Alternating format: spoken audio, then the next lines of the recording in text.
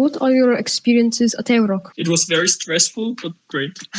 I think last year decided to go to Europe because it's a hard deadline and we wanted the project to finish. Then when we were there, it was just an overall great experience to see so many great people work on rockets and see their rockets and have them look at your rocket and launch there. And it was just so fun and stressful because we weren't prepared well enough. But yeah, it was great.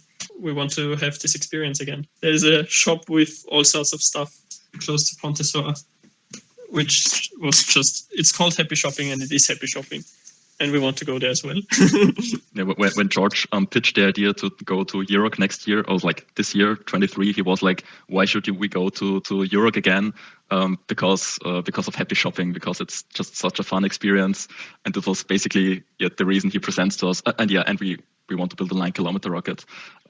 So yeah, you can see his passion. What are some of the biggest challenges you faced for designing, building, assembling your rocket for EuRoC? Biggest challenges have not arisen yet.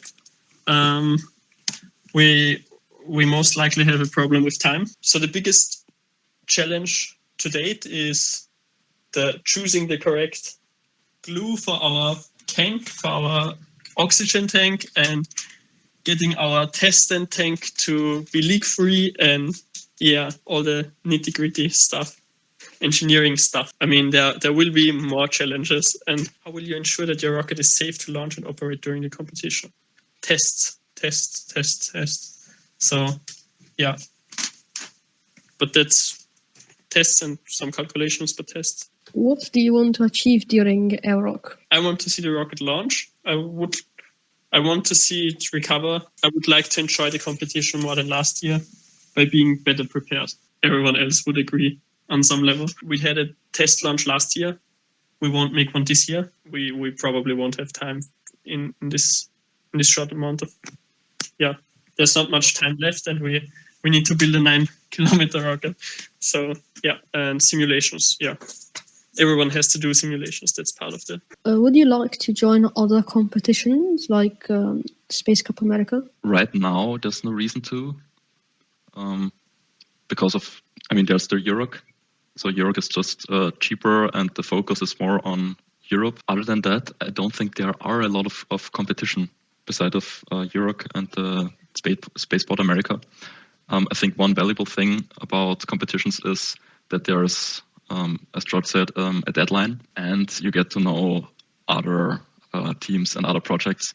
And I think talking to the other teams, it's just so cool because we share a hobby and passion for something, and I think that's a great thing. But are there any other rocket competitions? I believe there are some smaller competitions, for example, in Poland, but the main two are definitely EuRoC and Spaceport America. Talking to other teams with the same hobby, basically, but they always have a fundamentally different approach. Even if we look at Graz and the ASTG, their approach is so vastly different to ours, and that's also very interesting to see. And then last year, one team I have in mind really is Bath University and also UCLA.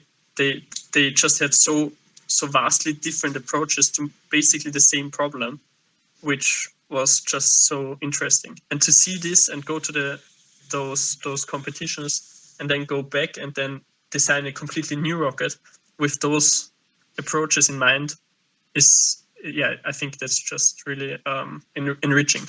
How do you think that rocketry will evolve in the future? A change that you could see in the last couple of years is that more teams are starting to build liquid rockets. For some time, there was more the focus on hybrid rockets, or like in the past, mostly solid rockets.